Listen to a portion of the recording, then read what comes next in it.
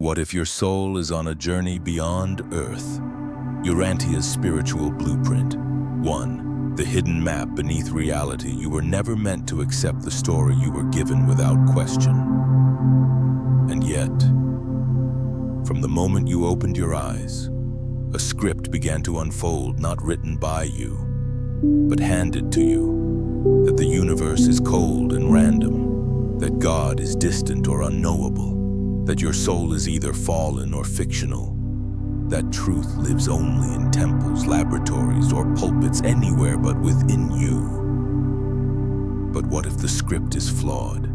What if the narrative you've been taught was never yours to begin with, a borrowed framework, pieced together from fragments, repeated so often it became invisible? What if the world isn't just misunderstood, but misrepresented?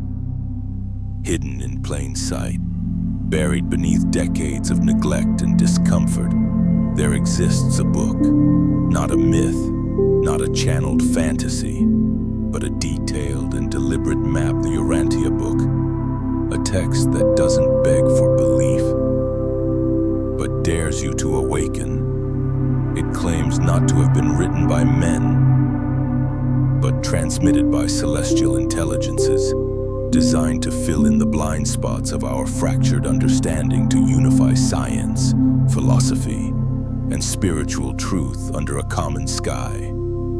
And if it is what it says it is, then everything changes. Not just the shape of your theology, but the architecture of your existence. Your ideas about the soul, about God, about Jesus, about life, death, and what lies beyond, not erased, but restructured, reorganized into a pattern that makes sense not just in faith, but in cosmic logic. This isn't just another spiritual curiosity. It's a rupture in the illusion, a key to the prison of inherited belief. And like all dangerous truths, it didn't arrive through power, profit, or pulpit. It began in silence, in a quiet room in 1920s Chicago. A man unnamed, ordinary, began to speak in his sleep, but what emerged wasn't nonsense or muttering.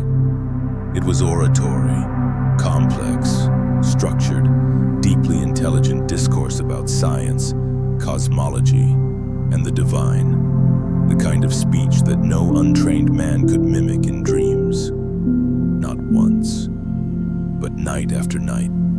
Dr. William Sadler, a psychiatrist well known for exposing spiritualist frauds, was brought in to investigate. And he came not as a believer, but as a skeptic. But skepticism gave way to curiosity, and curiosity gave way to wonder, because what he witnessed defied everything he thought he knew about the mind, the soul, and human limitation. Over time, he formed a circle, the Forum, a group of intellectuals who documented these episodes with rigor and discipline, amassing thousands of pages over 2 decades, not wild theories, not hallucination, but doctrine, order, structure. And when compiled, this body of revelation became the Urantia Book, a book like none before it, not dictated by ego, not filtered through institutions, but quietly published in 1955 without an author's name, without a church to defend it, without a price tag for salvation. And maybe that's why you've never heard of it. Because it threatens the systems that survive by feeding you dependency. Because it refuses to conform not to religious orthodoxy, not to materialist science, not to spiritual branding. It speaks outside the box. Because truth was never meant to live inside one. The Urantia Book proposes a reality more vast, more elegant, more frightening, and more beautiful than anything we've been allowed to imagine. It tells us that the universe is not accidental, but designed, not chaotic, but structured with precision. That beyond the veil of matter and space lies a living hierarchy, a network of divine beings and ascending souls, orchestrated not by randomness or wrath, but by a loving and intelligent creator who resides at the center of all things.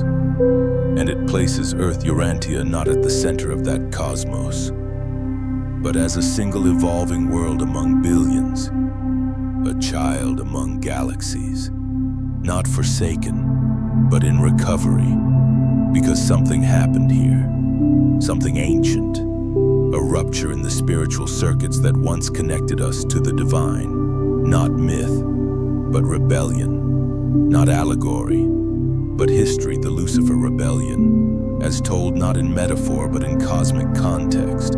A story echoed in myths, distorted in scriptures, but made coherent here. But this isn't mythology, it's mechanics. The Urantia Book reveals a cosmology so layered, so mathematically symmetrical, that it echoes the ancient Hermetic maxim, as above, so below. It speaks of the ancients of days, of Michael's suns, of architectural spheres, and the 7 super-universes rotating around a central creation called Havona, the eternal home of the Universal Father. And here, amidst this vastness, lies your soul, not lost, not broken, but unfinished. You were never a sinner crawling for forgiveness. You were a child of eternity learning to walk again. And the very ache you feel in this life, the strange longing, the sense of incompleteness, the quiet intuition that there's more than what you've been told, that's not delusion. That's memory. The memory of who you were and who you're still becoming. 2. The cosmic classroom and the divine seed within.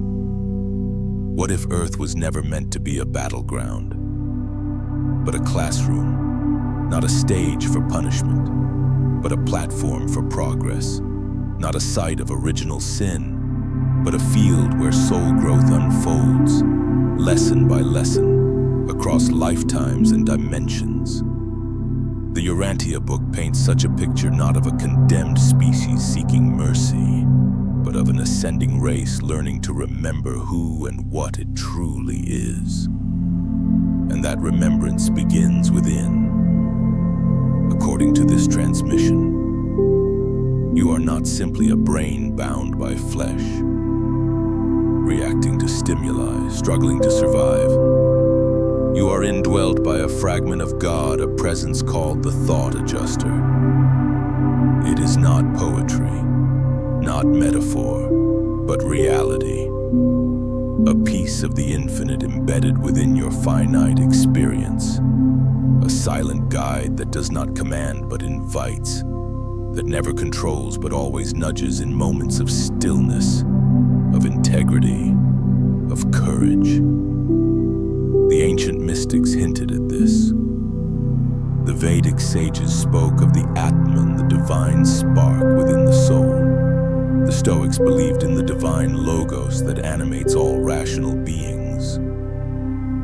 Even Plato, in his theory of anamnesis, suggested that knowledge is not learned, but recalled because the soul has seen the truth before. What if all of them were whispering the same thing? That there is a knowing inside you that predates your birth. A compass that doesn't point north, but points home. And the reason you feel restless, incomplete, always searching, is because you're not here to settle. You're here to remember. The thought adjuster is your key. It doesn't reside in the mind or emotions.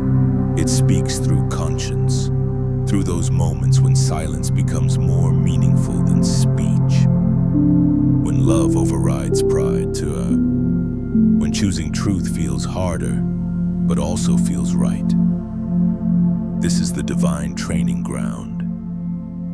Each decision, each fork in the road, each act of compassion or courage becomes a classroom of the soul. But here's the tragedy. In a world addicted to stimulation, the voice of God is often drowned out. You live in a system designed not for your awakening, but your sedation. A society built on noise, craving, Comparison engineered to make you doubt your inner compass and outsource your meaning to external validation. It sells you salvation through achievement, wholeness through image, purpose through productivity. But none of it satisfies. And deep down you know that, because your soul wasn't made for applause or accumulation. It was made to evolve. And that evolution cannot be bought nor taught. It must be lived. The Urantia Book doesn't demand ritual. It doesn't ask for loyalty. It asks for awareness. It invites you to begin a conscious partnership with your thought adjuster, not by kneeling, but by listening, not by worshiping a distant deity, but by walking in alignment with the quiet presence already embedded within you. And this isn't a call to mysticism for mysticism's sake. This is practical spirituality. Every moment becomes sacred. Every relationship, an opportunity for growth. Every challenge, a mirror. The soul's curriculum is written not in prophecy, but in daily choices. This is the forgotten art of spiritual evolution, not salvation through dogma, but transformation through co-creation. Each act of love, of forgiveness, of humility echoes beyond this lifetime. It's not drama, it's design.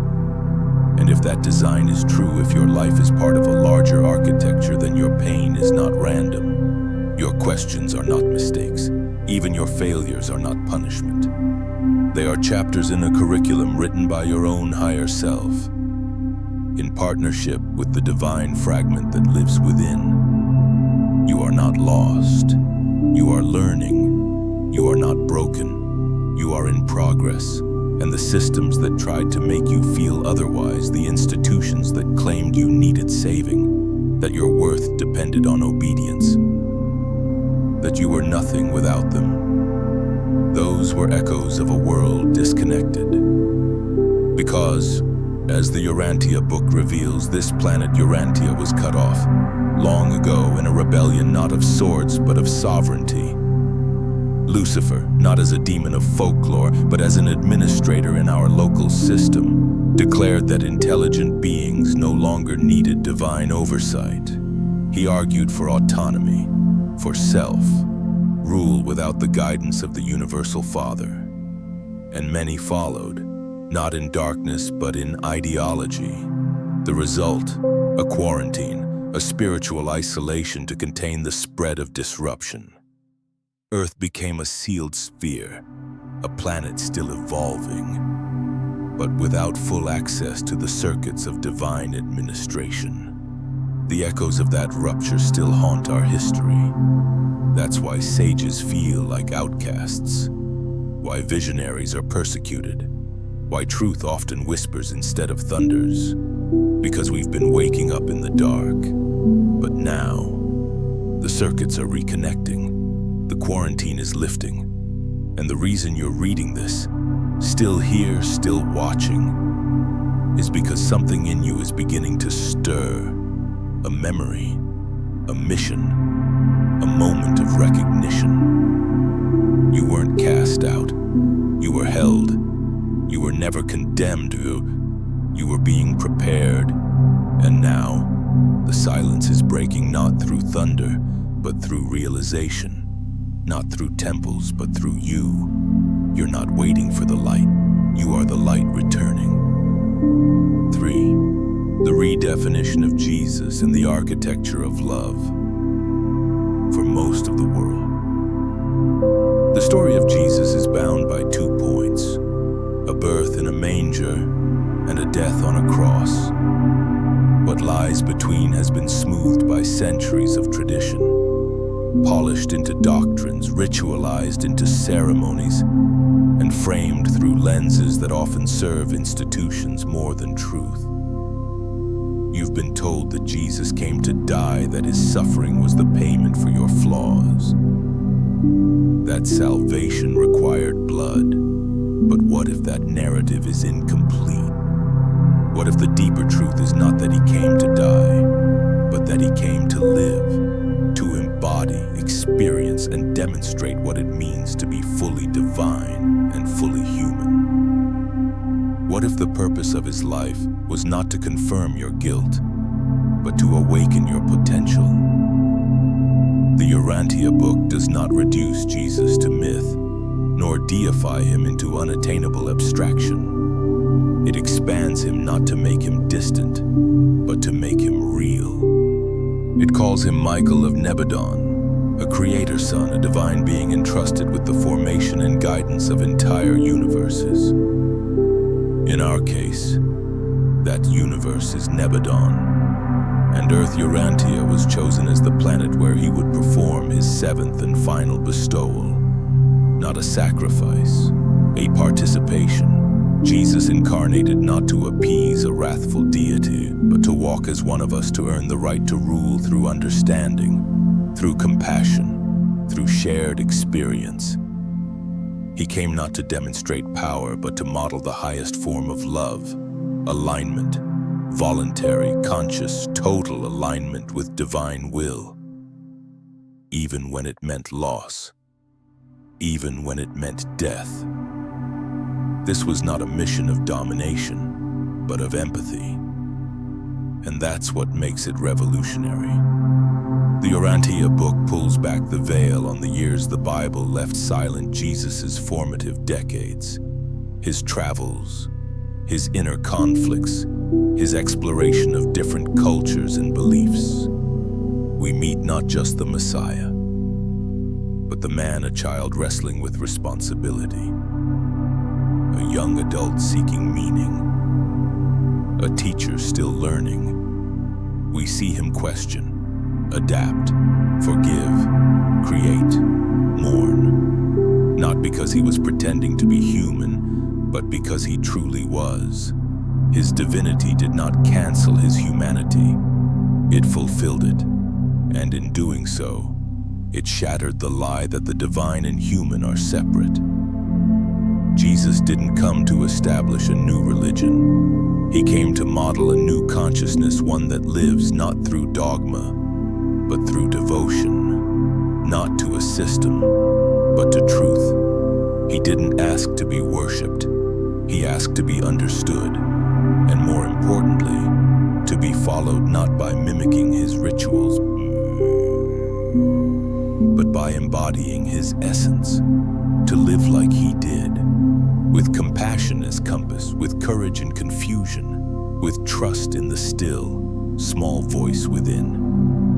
This reframing is not just theological, it's existential, because it redefines you too. If Jesus was not the exception, but the example, then what does that say about you? It says that you are not here to seek permission for your divinity. You are here to remember it. You are not a sinner begging for mercy. You are a co-creator, waking up inside a masterpiece, slowly remembering your role in its unfolding. And this changes everything, because now salvation is not a transaction, it's a transformation. Your soul is not saved by belief. It is elevated by alignment with the divine seed already planted inside of you. That seed, the thought adjuster, is the same spark Jesus embodied fully. His life wasn't a divine anomaly. It was a living map, a demonstration of what's possible when a human lives in perfect synchrony with the will of God. But systems don't thrive on this kind of freedom. Institutions need intercessors, doctrines, hierarchies. They need you to feel dependent. So the story of Jesus became inverted. His life turned into a spectacle of guilt instead of a guide for growth. His cross became a symbol of shame instead of an invitation to transcend fear. And so we built altars to a man who never asked to be worshipped. We created cathedrals while forgetting his message. The kingdom of God is within you. What if that wasn't metaphor? What if it was literal? The Urantia Book restores that truth not by rewriting it, but by expanding it.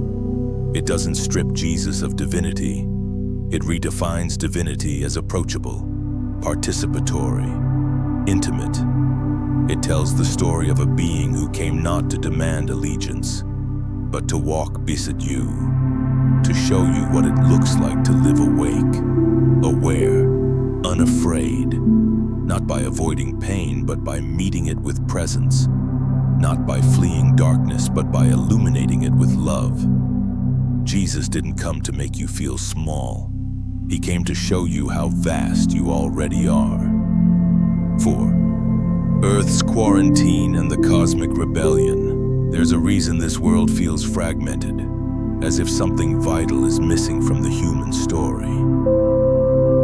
You feel it, don't you? The dissonance, the endless cycles of progress followed by collapse.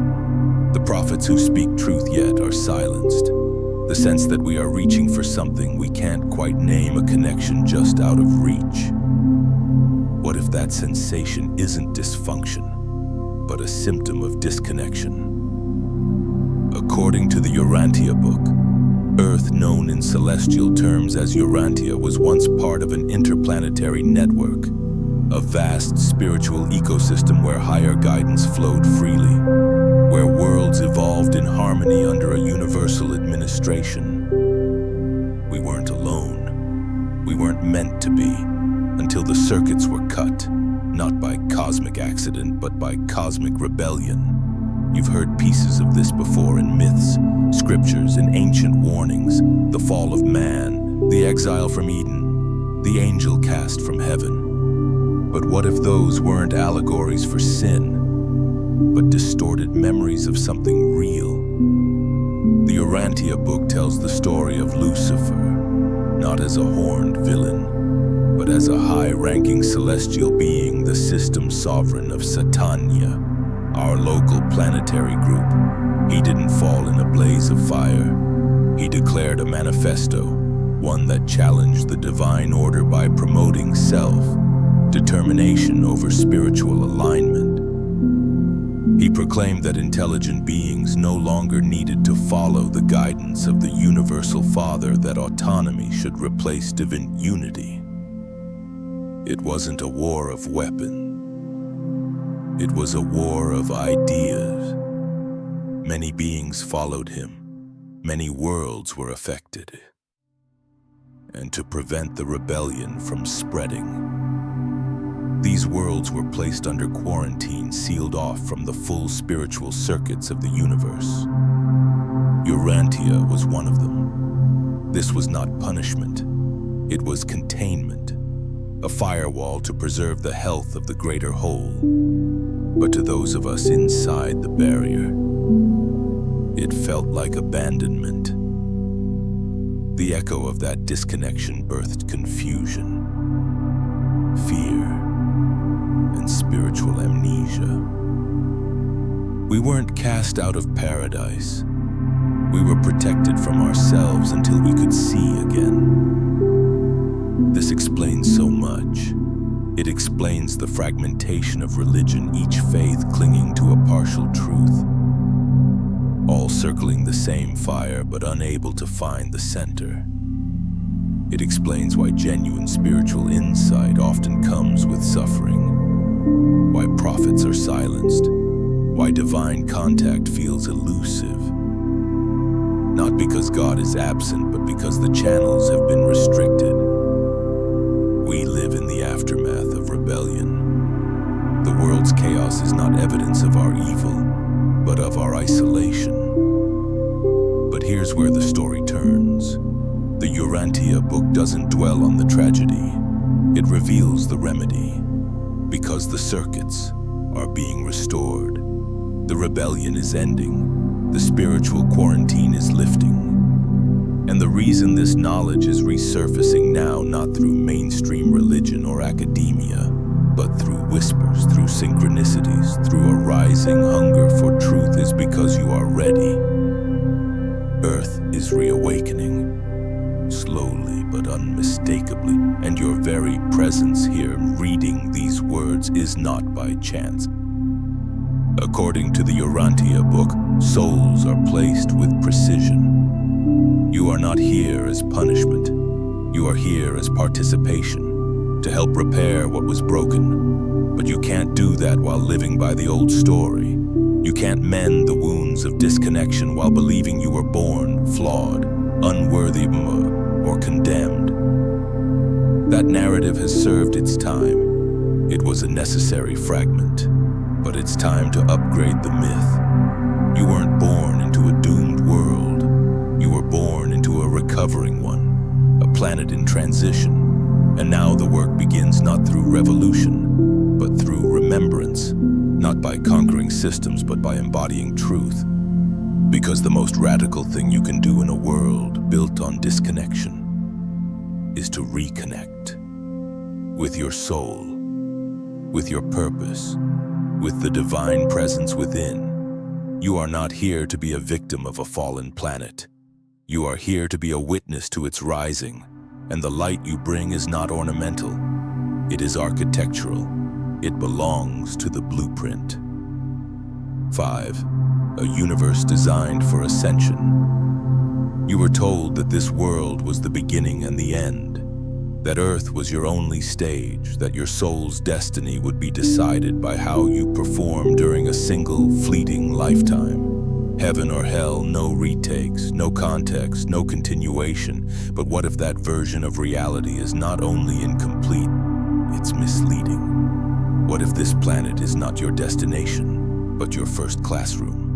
The Urantia Book redefines death not as a conclusion, but as a transition. It describes a universe of progression, where the soul advances through structured stages of experience, each designed to refine awareness, expand understanding, and bring you ever closer to divine union, not through judgment, not through ritual, but through growth.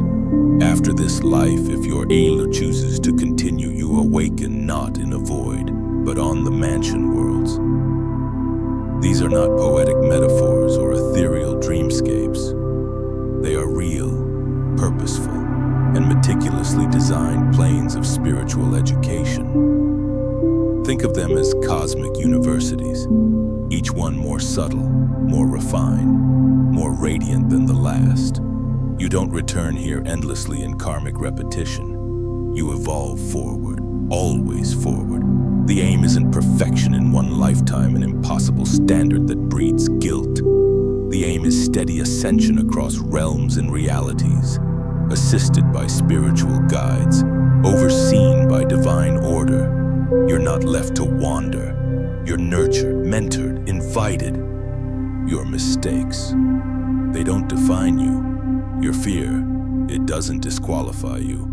What matters is direction, not how far you've come, but which way you're facing. And in this model, growth isn't spiritual fluff.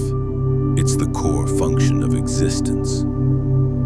Each decision becomes a vote not for heaven or hell, but for alignment or delay. Every act of compassion, every choice for truth over comfort, every moment of genuine reflection, these are the building blocks of your soul's trajectory. This architecture isn't new, it's ancient. The Egyptians believed in the journey of the Ka through the realms of Duat. The Tibetans envisioned the Bardo, the in-between where consciousness prepares for the next stage.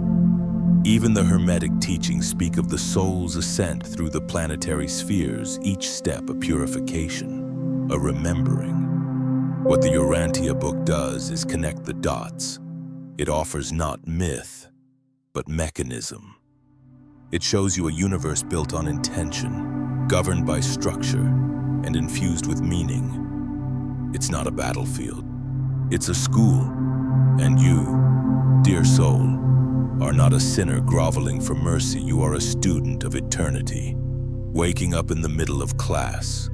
The discomfort you feel, that ache for more, that longing for something deeper is not a flaw.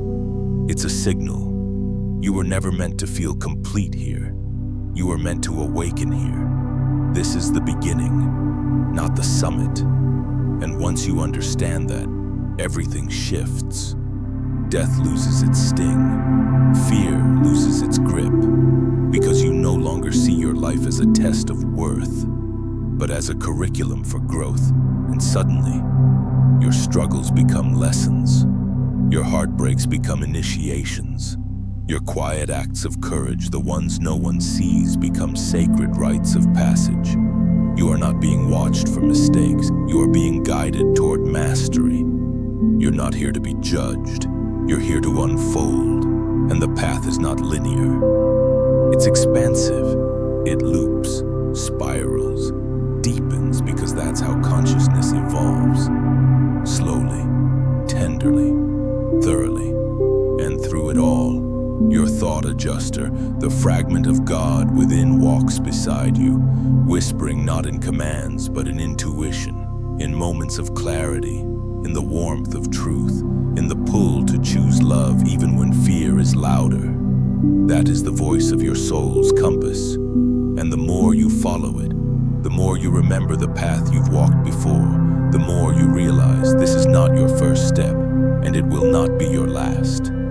You are on a journey that spans galaxies, eons, dimensions. And it all began and begins again with a single sacred truth. You are here to grow. 6. The power within you. That system sphere from the moment you were born. The world began to shape you not into your true self, but into something manageable, malleable, agreeable. Your education system taught you what to think, not how to think. Religion gave you answers before you ever asked questions. Society rewarded compliance over curiosity, image over essence. And slowly, almost imperceptibly, you were guided away from your center. You were taught that worth comes from achievement, that identity is defined by labels, that authority belongs to institutions, not to intuition, that truth is external, accessible only through credentials, creeds, or cultural consensus. But what if all of that was a clever architecture designed to keep you asleep, not asleep in body, but in consciousness? The Urantia Book challenges every structure that thrives on your disempowerment. It doesn't just propose new ideas, it undermines old systems, not with anger, not with rebellion, but with a quiet, radiant certainty that your soul has always known. It whispers what most institutions dare not say. You are already connected. You don't need a priest to speak to God. You don't need a guru to find your path. You don't need permission to explore your own consciousness. And that is dangerous, not because it's violent, but because it's liberating. Because once a soul remembers its origin, that it is not a servant of the divine, but a participant in divinity, it cannot be manipulated the same way. Once a person begins to listen to their thought adjuster, not just occasionally, but consistently, they become impervious to propaganda, immune to fear-based control, unreachable by systems that feed on spiritual dependence. You begin to see it all for what it is. Not a conspiracy, but a consensus. A world built around agreement with limitation, with unworthiness, with separation. Break that agreement, and the illusion begins to crack. That's why the Urantia Book is so quietly radical. It doesn't demand belief, it demands examination. It doesn't offer salvation, it offers context. And in that context, you start to see how much you've settled for, how much truth has been trimmed to fit the box, how many questions were never asked because the system gave you answers before you had the language to wonder. But now the questions are returning, not from books, but from within. And when you begin to trust those questions, when you let curiosity replace certainty, something remarkable happens. Your inner world expands, and your outer reality begins to follow. Not with fireworks or instant enlightenment, but with subtle, irreversible awakening. You start to sense that the voice of God was never missing. It was simply quiet. And quiet doesn't sell. Quiet doesn't control. Quiet doesn't trend. That's why most people miss it. They're addicted to noise, to emotional extremes, to outrage, to confirmation. But the voice of your thought adjuster, it lives beneath the noise. It speaks in stillness. It arrives in silence, so the world distracts you. Not maliciously, but systematically, with endless stimulation, with goals that feel important but lead nowhere, with fears that feel personal but are manufactured, with desires that feel urgent but are hollow. And in that noise, the divine within you waits, patient, unchanging, persistent. It doesn't shout to compete. It trusts you to remember. And once you do, you'll never see the world the same way again, because you'll realize your power was never in what you could do, but in what you could discern, in your ability to hear the quiet voice, to follow it, to align with it. And when enough of us do that, not collectively, but individually, the system begins to lose its grip, not because we destroy it, but because we no longer need it. It collapses not under protest, but under irrelevance. That is the revolution the Urantia Book offers, not of force, but of frequency. A revolution not of systems, but of souls waking up one by one by one. You are not here to tear down the world. You are here to outgrow it, and you are already doing it. 7. The Awakening and the Invitation. There's a reason you're still reading, not because this has entertained you, or shocked you, or given you a new set of beliefs to hold on to. You're here because something in you has been quietly nodding, not with agreement, but with recognition. You felt it all your life, that the world as it's been presented is incomplete, that the stories you were taught never quite satisfied the ache, that the structures you were asked to serve always felt a little too small for the vastness inside you. That wasn't arrogance, that was your soul remembering. The Urantia Book doesn't pretend to have all the answers.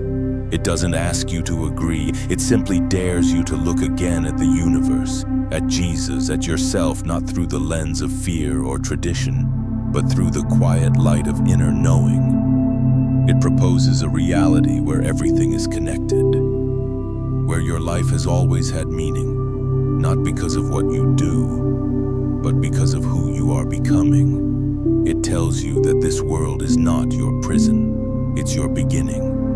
That your soul is not waiting to be saved, it's waiting to be activated. That heaven is not a place above, but a path within a movement toward alignment, moment by moment, decision by decision, breath by breath. And that awakening, it doesn't happen in mass conversions or cataclysmic events. It happens in kitchens and bedrooms and forests.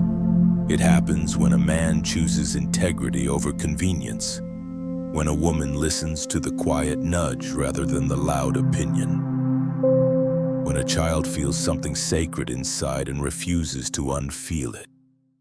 It happens when someone like you, in the stillness of their own heart, decides to remember who they really are. You are not a mistake. You are not broken. You are not here by accident. You are part of something so vast, so intelligent, so intentional, that your human mind will never fully grasp it, and that's okay. You weren't meant to understand it all. You were meant to live it. You were meant to listen, to feel, to follow that inner spark that's been whispering since before you had words for it. And now, that spark is ready to become a flame. But here's the truth. No book, no video, no teacher can light it for you. Only you can do that. Only you can pause long enough to hear the invitation. Only you can trust trust that still voice when the world screams otherwise. Only you can choose alignment when fear offers certainty. Only you can walk the path that leads inward, upward, and home. This is not about belief.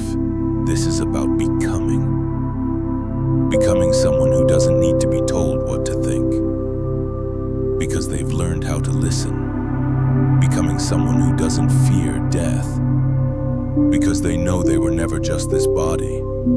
Becoming someone who doesn't worship the divine from a distance, but recognizes that it lives within and always has.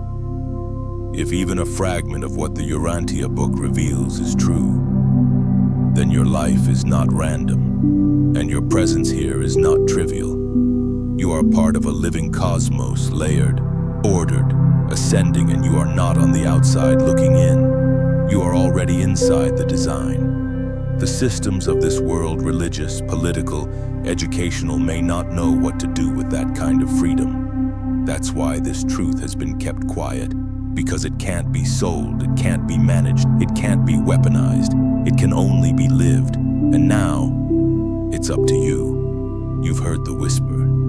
You've seen the outline. You've tasted what remembering feels like. Now the question is, will you ignore it or explore it? Will you go back to sleep or step into the mystery with your eyes open? No one can answer that for you. But if you've made it this far, chances are you already know. Because once you've touched this truth, you can't unknow it. You can only choose what to do with it.